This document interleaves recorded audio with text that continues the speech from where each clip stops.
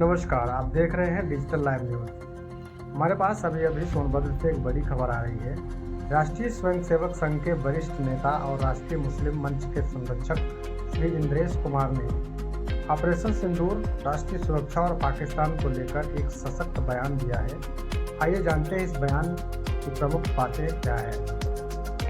शुक्रवार शाम को अपनी 2 दिवसीय यात्रा में रावटसगंज पहुंचे इंद्रेश कुमार ने विभिन्न कार्यक्रमों में शिरकत करने से पहले एक प्रेस वार्ता में कई अहम मुद्दों पर अपनी बात रखी।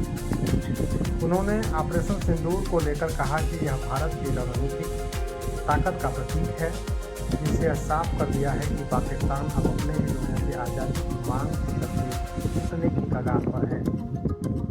ऑपरेशन सिंदूर से यह तय हो गया है कि आने वाले कल में पाकिस्तान पाकिस्तानियों द्वारा ही टूटने की ओर बढ़ रहा है।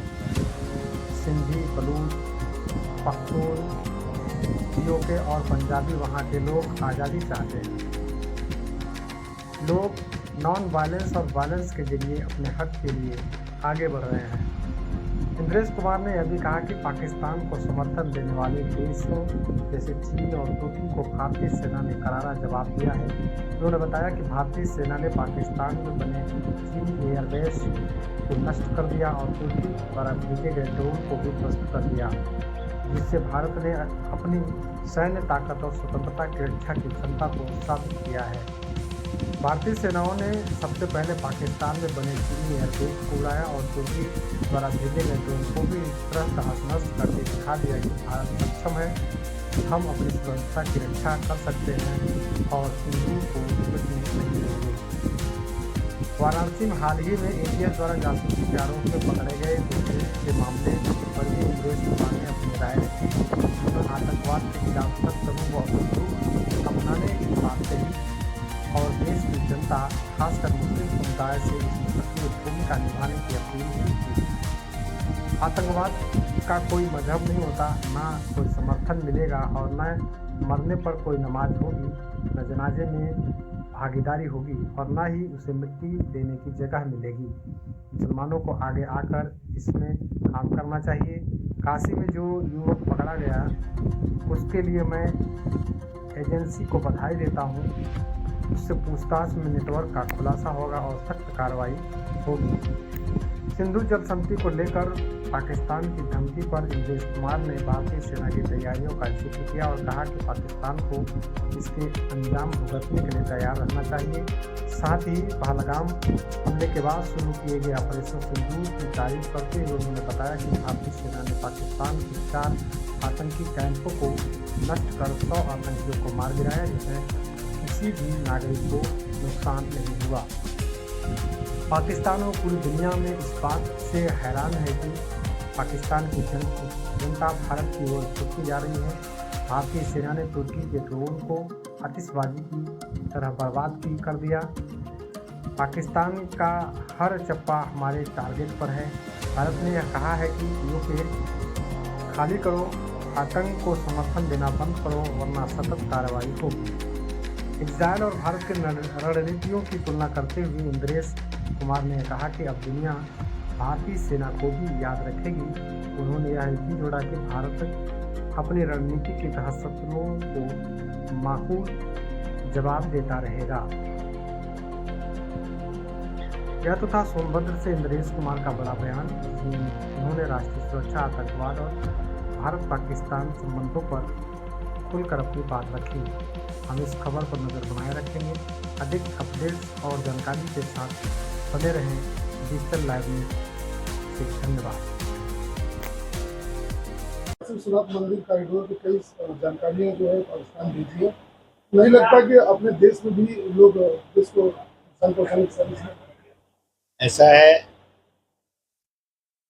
एक बात देश की जनता ने कर लेनी चाहिए कि आतंकवादी का कोई मजहब नहीं, तो उसको ना तो समर्थन मिलेगा, ना नमाज होगी उसके मरने पर, ना जनाजे में भागीदारी होगी और ना ही उसको मिट्टी देने की जगह मिलेगी।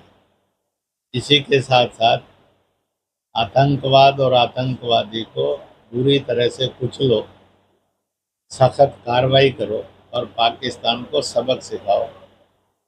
यह प्लेज, यह संकल्प देश की जनता में और विशेष रूप से मुसलमानों में बनना चाहिए और उनको इसमें आगे आकर बढ़कर काम करना चाहिए। पकड़े जाने वाले लोग वह इस्लाम के नाम पर और मुसलमानों के नाम पर बदनुमा दाग है। इसलिए जो काशी में हुआ, मैं उसके लिए एजेंसीज को बहुत बहुत बधाई दूंगा कि उन्होंने समय रहते हुए उसको दबोच लिया और उससे आगे जो और बातें पता लगेंगी उससे उस नेटवर्क का भी फर्क का खुलासा होगा और उसके विरुद्ध सख्त कार्रवाई भी होगी।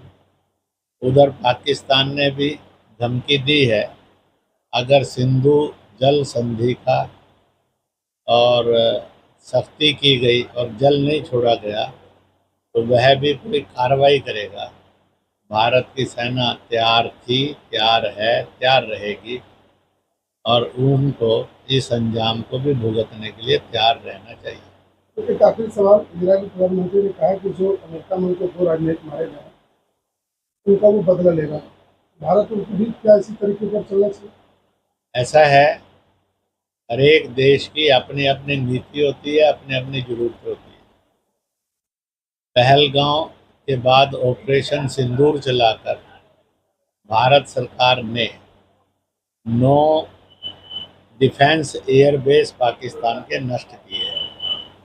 4 आतंकियों को जहां ट्रेनिंग दी जाती थी और आतंकी आते थे और रहते थे, ट्रेनर्स भी रहते थे, उनको ध्वस्त करके 100 लोगों को मौत के मुंह सुला दिया।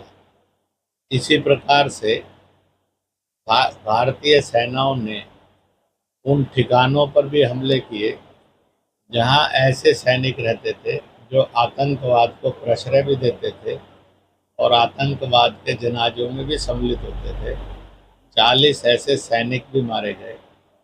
नागरिकों के ऊपर जुल्म नहीं किए, इसलिए नागरिकों को आश्चर्य है और पाकिस्तान और दुनिया इस बात से परेशान है कि पाकिस्तान की जनता भारत की ओर झुकती जा रही है। इसी के साथ साथ भारतीय सैनिकों ने जो टर्की के ड्रोन थे उनको जैसे आतिशबाजी चलाई जाती है, इस प्रकार से आतिशबाजी के रूप में उनको बर्बाद करके ये बता दिया कि दुनिया की सब ताकतें ध्यान से सुन ले, पाकिस्तान का हर चप्पा चप्पा भारतीय सेनाओं के टारगेट पर था, है। इसलिए हमने अपनी रणनीति से इस युद्ध को लड़ा है। हर एक अपनी अपनी रणनीति से लड़ेगा, पर भारत ने साफ कहा है पीओके खाली करो, आतंक को समर्थन देना पालना ये बंद करो। भारत में आतंक और आतंकवाद का बीज नहीं चलेगा और इसके विरुद्ध जो भी सख्त कार्रवाई करनी होगी की जाएगी। इसलिए भारत की अपनी रणनीति है और उस रणनीति से उसने मुंह तोड़ जवाब दिया है। आगे भी भारतीय सेनाएं